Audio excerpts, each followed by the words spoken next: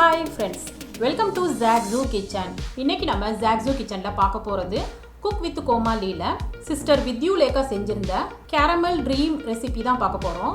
1 minuteல cake செஞ்சு அதுல caramel frosting பண்ணி caramel popcornால டாப்பிங் பண்ணிருந்தாங்க. இதோட டேஸ்ட் ஃபேண்டாஸ்டிக்கா இருந்தது. வாங்க फ्रेंड्स இந்த டேஸ்டியான carameldream recipe எப்படி செய்யறதுன்னு பார்க்கலாம். फ्रेंड्स இந்த வீடியோ உங்களுக்கு பிடிச்சிருந்தா லைக் பண்ணி ஷேர் பண்ணுங்க. சப்ஸ்கிரைப் பண்ணாதவங்க சப்ஸ்கிரைப் பண்ணிட்டு பெல் ஐகானை கிளிக் பண்ணிக்கங்க. இந்த வீடியோ உங்களுக்கு பிடிச்சிருந்ததுன்னா வீடியோக்கு ஒரு லைக் கொடுங்க friends. First 1 minute cake ready பண்ணிடலாம். ஒரு மிக்சிங் பவுல்ல ஒரு முட்டையை எடுத்துக்கணும்.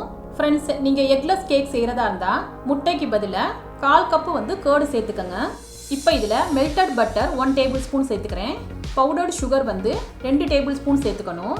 இதோட சால்ட் ஒரு பிஞ்ச், வெனிலா எசன்ஸ் 1 டீஸ்பூன் சேர்த்துட்டு சுகர் நல்லா கரையிற அளவுக்கு விஸ்க் வச்சு நல்லா கலந்துக்கணும். இப்போ பாருங்க फ्रेंड्स சுகர் நல்லா கரைஞ்சிருச்சு. இப்போ இதுல மைதா 4 டேபிள்ஸ்பூன், பேக்கிங் பவுடர் 1/2 டீஸ்பூன், பால் 2 டேபிள்ஸ்பூன் சேர்த்துட்டு நல்லா கலந்துக்கணும். பேட்டர் ரொம்ப கெட்டியா இல்லாம இந்த கன்சிஸ்டன்சில இருக்கிற மாதிரி பாத்துக்கங்க. இப்போ கேக் பண்றதுக்காக சின்ன பவுல்ஸ் எடுத்திருக்கேன். இதை ஆயிலால கிரீஸ் பண்ணிக்கிறேன். இப்போ நம்ம ரெடி பண்ணி வச்சிருந்த பேட்டரை இதுல போர் பண்ணிக்கலாம். फ्रेंड्स பேட்டரை 1/4 கப் சேர்த்தா போதும், ஃபுல்லா சேர்த்தறக்கூடாது. அப்பதான் நம்ம கேக் ரைஸ் ஆகி வரும்.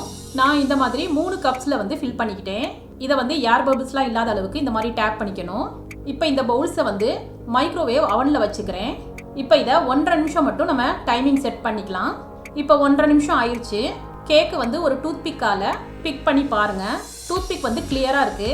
கேக் நல்ல சாஃப்டா ஃப்ளஃபியா குக் ஆயிருக்கு. இப்போ இதை உடனே டீமோல்ட் பண்ணிடாம கொஞ்ச நேரத்துக்கு ஆற வச்சிடலாம். நெக்ஸ்ட் பாப்கார்ன் ரெடி பண்ணிடலாம். ஒரு பேன்ல 2 டேபிள்ஸ்பூன் பட்டர் சேர்த்துக்கிறேன். இதோட 1 டீஸ்பூன் சால்ட் ஆட் பண்ணிக்கிறேன். அடுப்பை லோ ஃப்ளேம்ல தான் வச்சுக்கணும். இப்போ இதுல 2 டேபிள்ஸ்பூன் கார்ன் சேர்த்துக்கிறேன். கொஞ்ச நேரத்திலே கார்ன் எல்லாம் பாப்பப் ஆகி வரும். பாருங்க फ्रेंड्स பாப்கார்ன் சூப்பரா ரெடி ஆயிடுச்சு. இப்போதைக்கு இதை தனியா எடுத்து வச்சிடலாம். நெக்ஸ்ட் கேரமல் சாஸ் ரெடி பண்ணிடலாம். ஒரு பேன்ல சுகர் 1 கப் சேர்த்துக்கணும். இப்போ இதுல 2 டேபிள்ஸ்பூன் தண்ணி சேர்த்துக்கிறேன். இதை மிக்ஸ் பண்ணிடாம அடுப்பை லோ ஃப்ளேம்ல வச்சுட்டு 8 to 10 மினிட்ஸ் நம்ம வெயிட் பண்ணணும். இப்போ பார்த்தீங்கனாலே தெரியும் கலர் சேஞ்ச் ஆகிட்டு வருது. இந்த ஸ்டேஜ்ல இருந்து கைவிடாம நல்லா மிக்ஸ் பண்ணிட்டே இருக்கணும். பாருங்க फ्रेंड्स நல்ல கோல்டன் கலர்ல வந்திருக்கு. இப்போ இதுல 2 டேபிள்ஸ்பூன் பட்டர் சேர்த்துக்கிறேன். நல்லா மிக்ஸ் பண்ணிக்கணும். இப்போ அடுப்பை ஆஃப் பண்ணிட்டு 1/2 கப் ஃப்ரெஷ் க்ரீம் சேர்த்துக்கணும். இதை கைவிடாம நல்லா கலந்துக்கிட்டே இருக்கணும். இப்போ பார்த்தீங்கனாலே தெரியும் फ्रेंड्स கேரமலோட கலர் நல்லா சேஞ்ச் ஆயிருக்கு. இப்போ இதுல ஒரு பிஞ்ச் மட்டும் பேக்கிங் சோடா ஆட் பண்ணிக்கிறேன். நல்லா மிக்ஸ் பண்ணிட்டு அடுப்பை ஆஃப் பண்ணிடலாம். பாருங்க फ्रेंड्स கேரமல் இந்த கன்சிஸ்டன்சில இருக்கிற மாதிரி பாத்துக்கங்க. இப்போ 1/4 வாசி கேரமலை நான் ஒரு பவுலுக்கு மாத்திக்கிறேன். மிச்ச கொஞ்சம் கேரமலை நான் பேன்லயே வச்சுக்கிறேன். फ्रेंड्स இது பார்க்கிறதுக்கு தண்ணியா இருக்கிற மாதிரி தான் இருக்கும். இது ஆறுனதும் இன்னும் கெட்டியாயிரும். இப்போ இதில் நம்ம ஏற்கனவே ரெடி பண்ணி வச்சிருந்த பாப்கார்னை இதில் சேர்த்துக்கணும். நல்லா கலந்து விட்டுக்கோங்க. அவ்வளோதான் ஃப்ரெண்ட்ஸ், நம்மளோட கேரமல் பாப்கார்ன் ரெடி ஆயிடுச்சு. இப்போதைக்கு இதை தனியாக எடுத்து வச்சிடலாம். இப்போ கேக்கு பார்த்தீங்கன்னா நல்லா ஆறிடுச்சு. இப்போ இதோட சைட்ஸை ஒரு நைஃபால இந்த மாதிரி எடுத்து விட்டுக்கணும். இந்த மாதிரி தட்டினாலே ஈஸியாக டிமோல்ட் ஆயிரும். பாருங்க ஃப்ரெண்ட்ஸ் நம்மளோட கேக் ரொம்ப சாஃப்ட் அண்ட் ஸ்பாஞ்சியாக ரெடி ஆயிடுச்சு. இப்போதைக்கு இது தனியாக இருக்கட்டும். நெக்ஸ்ட் கேரமல் ஃப்ரோஸ்டிங் ரெடி பண்ணிடலாம். நான் ஒரு மிக்சிங் பவுலில் சில்லுன்னு இருக்கிற 1/2 கப் விப்பிங் க்ரீம் எடுத்திருக்கேன். இப்போ இதை பீட்டர் யூஸ் பண்ணி ஃபஸ்ட்டு லோ ஸ்பீட்ல இருந்து ஆரம்பிச்சு நெக்ஸ்ட் ஹை ஸ்பீட் வரைக்கும் ஸ்டிஃப் பீக்ஸ் வர வரைக்கும் பீட் பண்ணிக்கணும். இதை ஒரு 5 மினிட்ஸ் பீட் பண்ணதுக்கு அப்புறம் இதுல 1 டேபிள் ஸ்பூன் பவுடர் சுகர் சேர்த்துக்கிறேன். மறுபடியும் பீட் பண்ணிக்கணும். இப்போ இதுல 1 டீஸ்பூன் மட்டும் கேரமல் சாஸ் சேர்த்துக்கிறேன். மறுபடியும் பீட் பண்ணிக்கலாம். பாருங்க ஃப்ரெண்ட்ஸ் ஸ்டிஃப் பீக்ஸ் ஃபார்ம் ஆயிருச்சு. இதை கவுத்துனா கீழே விழுகக்கூடாது. இந்த அளவுக்கு நம்ம ஸ்டிஃப் பீக்ஸை அடிச்சுக்கணும். இப்போ இதை ஒரு பைப்பிங் பேக்ல சேர்த்துக்கணும்.